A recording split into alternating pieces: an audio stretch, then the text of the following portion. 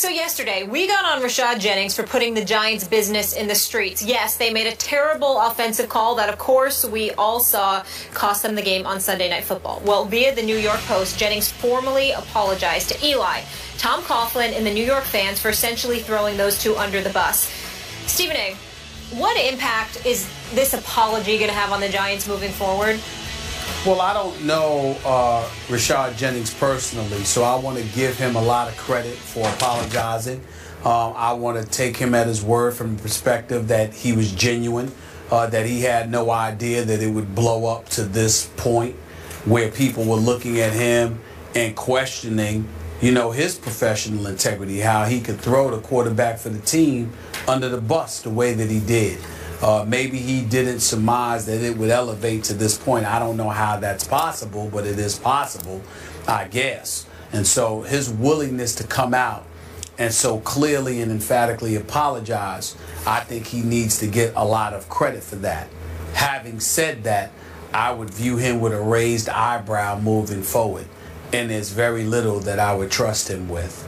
Because if you could take the action of throwing a two-time Super Bowl champion under the bus like that, you know, I don't know if you can be trusted with much. I can trust you to play. Doesn't mean I can't be your teammate or anything like that. But I certainly wouldn't trust you with any information that I wouldn't want to get out to the public. And if something did reach the public, reach the newspapers as it pertained to what happened on the field of play, I was certainly looking your direction in assuming that you're the one that put it out there. Not to say that that would be accurate, but that would be what my inclination would be in light of what transpired. I like everything you just said. Obviously, coming from a Giants fan, Molly's a Giants fan. I'm not, but I did think it was big of this man to apologize. He's 30 years of age, so he's been around for a while. He knows how the game is played on and off the field. It still doesn't make it right what he did to not only his quarterback, but he put his coach in a tough spot and the offensive coordinator in a tough spot with what he said. So do I think going forward this makes the Giants closer or better? No, I don't. And I'm with you. I would look a little sideways at this man. I'd let him perform on the field, but I wouldn't be so sure about him as my teammate. And I'm going to say it again. I still question Rashad Jennings' assertion that on the second play that he carried the ball, that he could have easily gotten to the end zone, that he went the wrong way and then found a soft spot to land.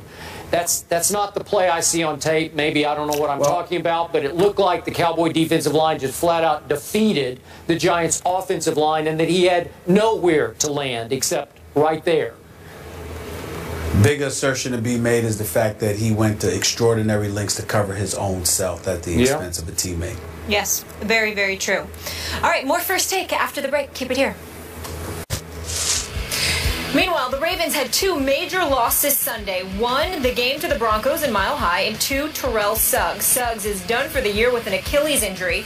The team has picked up Jason Babin, who was released by the Jets at Final Cuts, to step in for him. Suggs tweeting this: "Chin up, Ravens Nation. We've been here before. This changes nothing. Our mission is still the same. Hashtag 2016 San Francisco." Obviously the Super Bowl up there in the Bay. Hashtag Ravens Nation. Stephen A. Smith, how does this impact the whole AFC North landscape with the Ravens not having Suggs now? I think it gives the Pittsburgh Steelers a leg up. I mean, obviously we can't ignore the Cincinnati Bengals because they've been to the playoffs the last 4 years. But I'm just so down on them as a postseason team. I guess I don't pick them because I'm actually rooting that they don't waste our time by going to the playoffs, so we don't have to watch them lose again and for Marvin Lewis to go 12 years without having won a playoff game, a single playoff game as a head coach. So rather than subject ourselves to that level of ineptitude, I would just sit there and focus on Pittsburgh and Baltimore. And what I would say to you is this: Pittsburgh offense is high-powered.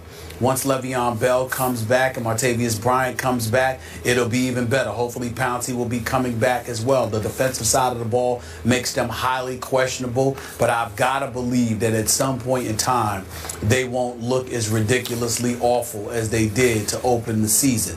Having said all of that, I look at Baltimore, and my question is, even though I think that that losing Terrell Suggs is a devastating loss. Their defense is still going to be big time with Jimmy Smith, with Webb, with C.J. Mosley and those boys. I believe in that defense, but I do think, Skip, they've lost a little something because you don't just replace Terrell Suggs, who combined with Mosley for 29 sacks last year. That's a hard thing to replace. And I think that how you offset that is by producing more offensively. And then that leaves me questioning. That means I have to rely on Flacco even more. Even though he had an outstanding year last year, I don't think that that's going to be the case this year. Steve Smith is entering his final season. We believe in Steve Smith. We both love him. We think he's a stud.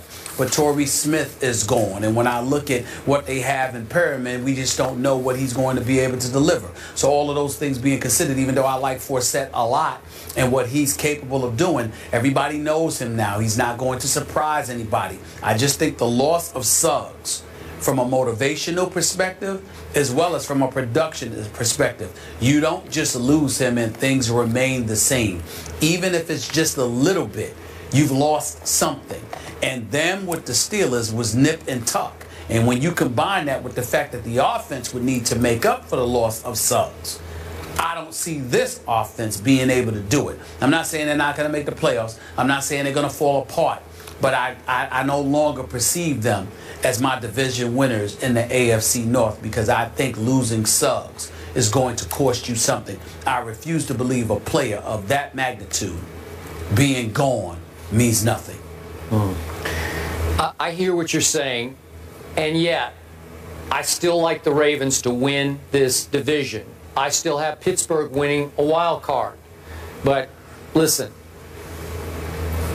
I like the heck out of Terrell Suggs, I should say. Yep.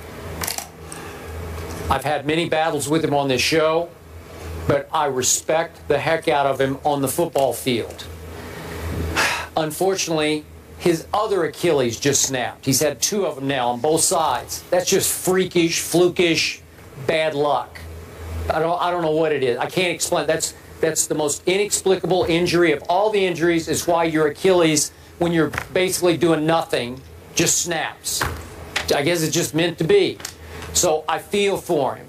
But he's going on 33 years of age, and even though I completely agree with you on the leadership side, the experience side, the presence side of having Suggs in your locker room and on your sideline and in your defensive huddle and sometimes in the backfield on 3rd and long, I get all that.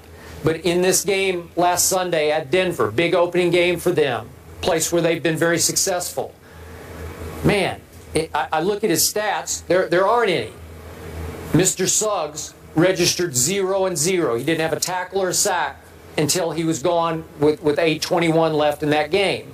And they did have 4 sacks as a team, and you mentioned C.J. Mosley had a couple, Canty had one, McClellan had one.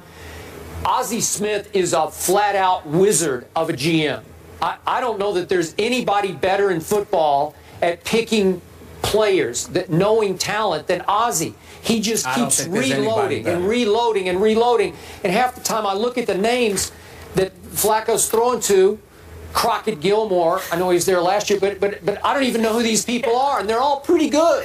And you watch some football. I do, but they're throwing. Flacco throws into the end zone on Sunday against Peyton Manning in Denver. He throws into the end zone at the end of the game to win the game and hits Crockett Gilmore right there. And it took 2 Broncos coming across making sensational plays. Some of the best double play that I've seen in a long time where you just took the ball out of his hands and intercepted it and saved the game. You're going to win it or lose it, and they barely lost it. But Flacco did, and I'm no Flacco fan, as you know. He's Joe Fluco half the time to me. But that wasn't Fluco. That was just flat-out Flacco. Nice throw, Joe. Could have won the game. Maybe should have won the game. Denver was just a little bit better. So my point is, Suggs' tweet is right. What Molly read, the mission is still the same. I don't think they're going away. Well, the mission is still the same, but let's analyze why. because of the genius that Ozzie Newsome is when it comes to finding talent. I mean, this kid Jernigan, Brandon Williams, and these boys, you lose Haloti Ngata, and it doesn't seem like you've lost anything. We get all of that. We know Ozzie Newsome is the best. We understand that. There's no denying that. And you know I'm a huge fan of John Harbaugh. I love John Harbaugh. Yep. So when you have an organization like that, the structure is going to remain intact. The foundation is going to remain intact. They're not going to fall off the wagon. But again, we're talking about the magnitude of Suggs. And we're talking about an offense and whether or not they can give it to you. There's a reason why there have been many occasions where the Baltimore Ravens did not end up being what we thought they would be. Because even though the talent is there, something is missing at some key pivotal moment.